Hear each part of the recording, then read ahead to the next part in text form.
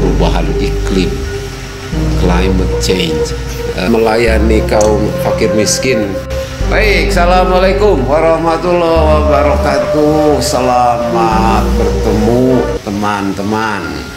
Nama saya HW Setiawan dari Yayasan Odesa yang beralamat di kawasan Cimenyan, Bandung. Bersama saya sekarang adalah seorang teman muda, seorang pemuda yang sengit, ganteng, pegiat Yayasan Odesa, Kang Hamid. Mid, kumaha damang kasep? Alhamdulillah damang. Oke, kita mau ngobrol nih Mid, berbagi pengalaman dengan teman-teman semua. Kamu kan bergiat di Odesa tuh Mid. Iya. Sudah berapa lama di Odesa ini? Jalan 3 tahun. 3 tahun. Yang membuat Hamid tersesat ke Odesa itu kira-kira apa ya? Apa karena tekanan kuliah atau karena daya tarik orang-orang Odesa seperti Gus Pais atau apa kira-kira? Iya, utamanya daya tarik dari orang-orang Odesa. Begitu. Pertama ya, saya pribadi kan melihat keterangan di website Odesa itu nama-nama pengurusnya ya. Wah, yang saya kenal aneh ya? yang saya kenal justru Pak HW Setiawan ini. Jadi sebetulnya yang menjerumuskan juga yang menanyakan ini. Cara tidak langsung, tapi ya itu melihat wah ini punya misi apa kira-kira itu kan ya. Saya kira itu yang menarik karena dari ya latar belakang pengurus-pengurusnya udah sangat mumpuni untuk membuat satu gerakan gitu. Jadi saya ingin berguru sebetulnya. Ada Mas Pais Mansur juga ya? Iya. Mas Pais dari, terus siapa lagi? Pak Budi. Pak Budiana, Pak Asep Salahuddin, Bu Nina ya. Bu Nina. Jadi Hamid bergabung sejak 3 tahun di Odesa, belajar bersama ya saya sendiri, Gus Pais Mansur, Pak Budi Budiana, Kartawijaya, Bu Nina, dan banyak lagi ya, Pak Asep juga. Yang dikerjakan apa oleh Hamid ini mungkin bisa ini pada teman-teman sebetulnya dari seorang Hamid di Odesa ini, kira-kira tugas pokoknya apa nih Min? Ya, saya punya tugas pokok untuk mengatur kegiatan-kegiatan di Odesa seperti diskusi bareng warga ya, bareng-bareng masyarakat, misalkan diskusi dengan para petani. Itu rutin ya Min ya? Rutin. Setiap bulan pasti ada. Pasti ada ya tiap bulan ya? Tiap bulan pasti ada itu. Kemudian ya menemui para tamu-tamu di Odesa, siapa saja ya, banyak sekali kan ya. Itu pasti sebulan pasti ada tamu. Entah itu dari Jakarta atau di luar, di Bandung, dari Bandung atau di luar itu. Kemudian saya juga mengurus aksi sosial gitu ya. Contohnya ya pembagian beras, distribusi beras untuk kelompok-kelompok fakir miskin atau yang sudah lansia gitu di sekitaran Cimenyan. Di sekitaran Cimenyan. Terus ya soal pertanian juga saya megang, khususnya di Tauci itu ya Pak. Tanaman obat Cimenyan. Ya, nah itu saya bertugas untuk memasarkan produk-produk Tauci, kemudian juga ya mencatat hasil panennya berapa dari para petani dan berhubungan dengan petani. Untuk melayani kaum fakir miskin yang kebetulan masih ada ya di sekitar sekretariat Odesa di wilayah Cimenyan, mungkin bisa digambarkan nih populasinya atau bentuk layanannya selain yang tadi disebut-sebut misalnya untuk pelayanan ke fakir miskin. Kalau pelayanan ke fakir miskin ini banyak ya, layanan itu bisa kalau dari segi usia itu umumnya kita mengambil orang tua lansia yang sudah tidak bisa bekerja otomatis yaitu jumlahnya masih signifikan ya? Iya, masih. Dan kemudian ada juga bantuan seperti pembangunan fasilitas sanitasi, MCK komunal gitu ya. Berapa titik tuh, Mit, yang udah dibangun? Itu ada 34-an, 34, ada 34. Sekaligus saluran air bersihnya aja? Kan Iya, ada saluran air bersih seperti ya yang butuh selang seperti itu ya. Nah itu juga kita penuhi lah, karena soal sanitasi itu ya bukan cuma pembangunan MCK komunal, tapi ya tadi saluran air juga. Pendidikannya ya ada sekolah Samin.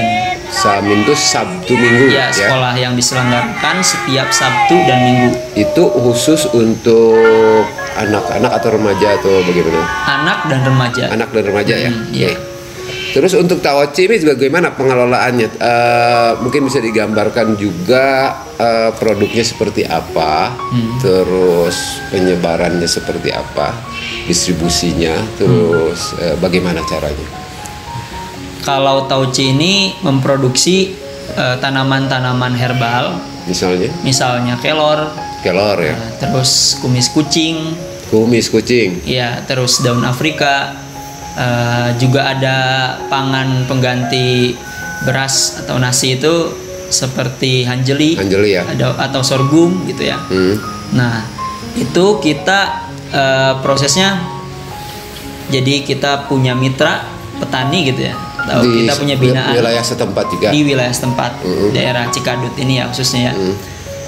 Jadi para petani itu diberikan, misalkan yang mengelola kelor diberikan bibit kelor, kemudian dia tanam, nanti kita ambil hasil panennya dan Taocis kemudian mengelola kelor itu jadi pasca panen seperti teh kelor gitu ya.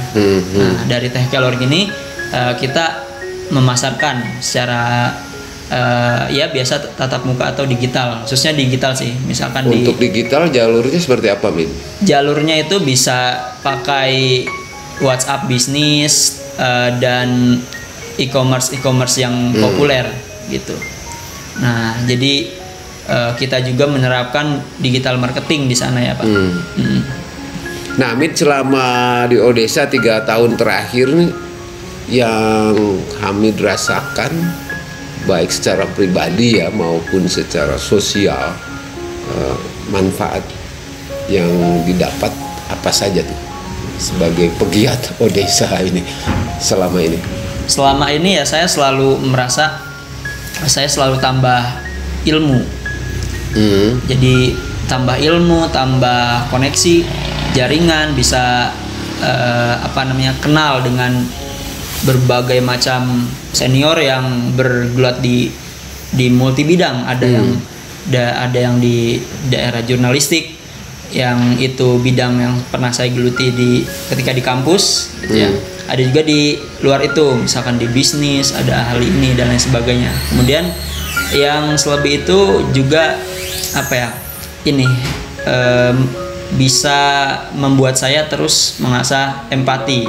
Ini urusannya di soal ya pelayanan sosial, karena yang namanya empati memang harus diasah dengan terjun langsung ke lapangan. Sangat kurang ketika kita hanya membaca buku gitu ya, tentang empati. Nah empati ini konsekuensinya bisa bagus untuk pribadi saya sendiri, karena saya bisa memahami gimana sih cara memahami orang-orang fakir miskin, terus apa sih yang ada di alam pikiran anak-anak desa di sini.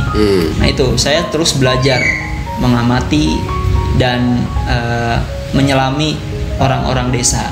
Hamid belajar tuh kan di UIN Sunan Gunung Jati Bandung ya, program studi jurnalistik di Fakultas Dakwah ya, berarti ya. Nah dari ilmu dari kampus kemudian juga diinteraksikan dengan pengalaman di lapangan di bidang Odesa itu manfaatnya ya. Juga di dalam bergaul dengan masyarakat di sini. Kira-kira selain itu yang membuat Hamid bisa terus bertahan di Odesa, apalagi selain soal keilmuan tadi?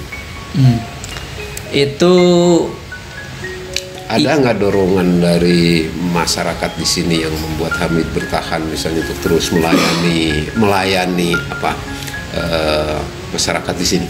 Iya, tentu saja saya punya ya imajinasi ya. Kalau boleh berimajinasi, saya ingin melihat ada perubahan gitu ya. Saya membayangkan ada perubahan di daerah Cimenyan ini yang tadinya masyarakatnya ya masih terbengkalai, ya fakir miskinnya masih banyak, kemudian kemiskinannya masih terbilang cukup banyak, sanitasinya masih memprihatinkan, itu bisa berubah. Kemudian dari di bidang literasi juga saya membayangkan bahwa di Cimenyan ini bisa jadi pusat pendidikan anak-anak desa gitu. Anak-anak desa di sini cakap dalam membaca, cakap dalam bertani, identitas dia sebagai orang desa itu tidak hilang gitu ya. Dia ya merawat alam khususnya ya. Jadi di sini kan lahan-lahan bisa kita lihat ya bisa dikatakan krisis ya, karena memang ada pola-pola tanam yang keliru gitu, yang dampaknya bisa merusak pertanian itu sendiri. Dan saya membayangkan bahwa dengan program Odesa seperti menanam kelor, menanam pohon-pohon buah-buahan ini nanti akan membawa perubahan. Nah, salah satu gejala yang kentara di lokal kehidupan masyarakat di sekitar Cimenyan ya, di Cimenyan di sekitarnya kan adalah kondisi gizi yang katakanlah masih buruk ya. Nah, Hamid mungkin bisa berbagi pengalaman pada teman-teman upaya-upaya untuk meningkatkan kualitas gizi masyarakat di Cimanyan dan sekitarnya selama ini yang ditempuh di Odesa itu seperti apa, Min, misalnya? Ya, gizi yang kita berikan edukasinya pada masyarakat itu adalah gizi yang di dekat kita, gizi yang di dekat masyarakat itu sendiri. Bukan mencari ke apotik, bukan mencari ke supermarket. Jadi dari lingkungan setempat ya, lingkungan setempat sendiri. Jadi kita ingin memenuhi kebutuhan nutrisi keluarga ya dengan menanam kelor. Dari daunnya kita bisa mendapatkan nutrisi itu. Hanjeli juga ya, hanjeli juga. Kemudian selain itu juga pepaya. Nah, ini pepaya. Nah, ini juga pepaya. Jadi ini salah satu edukasi. Ini ditanam, Mit, bisa menghasilkan seperti ini berapa lama, Mit? Kan ditanam di Cimenyan toh? Iya. Dengan kualitas yang saya kira sangat bagus ini kalau dilihat visualnya ini. Itu 9 bulan. 9 bulan sudah bisa menghasilkan kan? Sudah bisa menghasilkan. Memenuhi kebutuhan gizi masyarakat setempat ya. Betul. Jadi itu yang perlu kita benahi, memang mindset bahwa gizi itu hanya harus ada dari luar, dari pasar gitu ya. Misalkan contohnya hanya ada di susu, hanya ada di daging sapi. Itu harus diubah cara berpikir seperti itu ya. Karena edukasinya ke situ juga ya. Betul ya, ke situ juga. Dan ya akhir-akhir ini kita juga edukasi tentang bagaimana manfaat pepaya itu. Jadi di sini mungkin orang-orang di sini pada tahu pepaya, Pak ya, tapi tidak menanam. Kebanyakan ya tumbuh sendiri, dan itu pepayanya kata mereka kurang enak. Iyalah. Iya kan? Tumbuhnya aja tidak disengaja, tidak diurus lagi ya. Betul. Kalau ini disengaja, diurus, dan hasilnya terutama dimanfaatkan untuk perbaikan gizi kita sendiri gitu ya. Nah, itu yang tidak kalah penting juga, kita sebetulnya sedang berupaya untuk membudidaya. Jadi membudidaya tanaman seperti pepaya, artinya kita juga membudidaya gizi.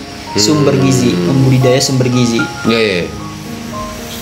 Nah terakhir nih Mit, soal yang sedang dibicarakan di tingkat global juga ya, yaitu soal perubahan iklim, climate change. Bagaimana nih Hamid di Odesa khususnya mengangkat masalah ini supaya menjadi bagian katakanlah dari kesadaran bersama ini? Ya, soal climate change ini kan kontribusinya kalau banyak sekali ya, maksudnya yang membuat fenomena climate change ini bisa ada, itu salah satunya di soal pertanian. Jadi pertanian punya kontribusi terhadap perubahan iklim itu, dan kita di Odesa itu bagaimana menghadapinya ya dengan cara menanam pohon yang seperti apa, pohon yang bermanfaat juga untuk manusia. Jadi menanam pohon saja tidak cukup, menanam pohon yang seperti apa dulu, menanam pohon yang baik untuk tanah dan juga baik untuk manusianya. Baik untuk tanah seperti contoh pepaya, katakanlah.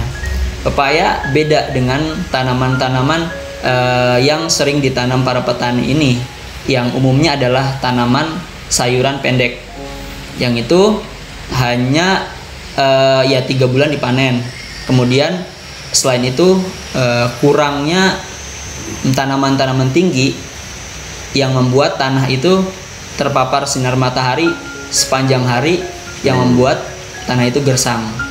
Nah, pepaya memiliki manfaat buat tanah, yaitu untuk menutupi tanah juga kan, dengan ya daunnya, dengan kemudian akarnya juga manfaat untuk nutrisi tanah itu. Kemudian buahnya bisa kita konsumsi, bahkan daunnya pun ada yang di sayur ya Pak. Gitu. Nah, jadi itu konsepnya. Kita menghadapi iklim yang makin berubah, makin panas itu di desa-desa itu. Ya mungkin Bapak bisa bisa merasakan perbedaan dinginnya dulu dengan sekarang di daerah pegunungan. Dan kita juga masalahnya bukan cuma perubahan iklim, tapi kita menghadapi problem di manusianya juga, yaitu kurang gizi ya Pak. Ya, iklim makin panas dan kurang bersahabat, dan ada masalah juga di masalah gizi masyarakat. Maka solusi yang kita tawarkan adalah ya menanam tanaman buah, dan itu bermanfaat untuk lingkungan sekaligus untuk manusia. Oke, jadi intinya ini yang menarik, untuk menghadapi gejala seperti perubahan iklim, kita harus memastikan kesanggupan kita ya merealisasikan perubahan cara berpikir, bersikap dan berperilaku sebagai manusia, dalam arti bagaimana memperbaiki kualitas hidup kita sekaligus memperbaiki kualitas lingkungannya ya. Iya. Min, saya kira ini obrolan yang sangat menarik. Kita akan lanjutkan obrolan dengan Hamid di lain waktu. Saya ucapkan terima kasih kepada teman-teman atas kesediaannya menonton acara ini. Insya Allah kita lanjutkan perbincangan menarik dengan Hamid dari Yayasan Odesa. Makasih Min. Terima kasih banyak. Assalamualaikum warahmatullahi wabarakatuh. Nah ini teman-teman, pepaya produk hasil kerja di lingkungan kerja Yayasan Odesa. Saya kira ini adalah salah satu metafor yang baik ya, dari hasil ikhtiar mengubah cara kita berpikir, bersikap dan berperilaku di dalam menghadapi perubahan iklim, perubahan alam ya, dewasa ini.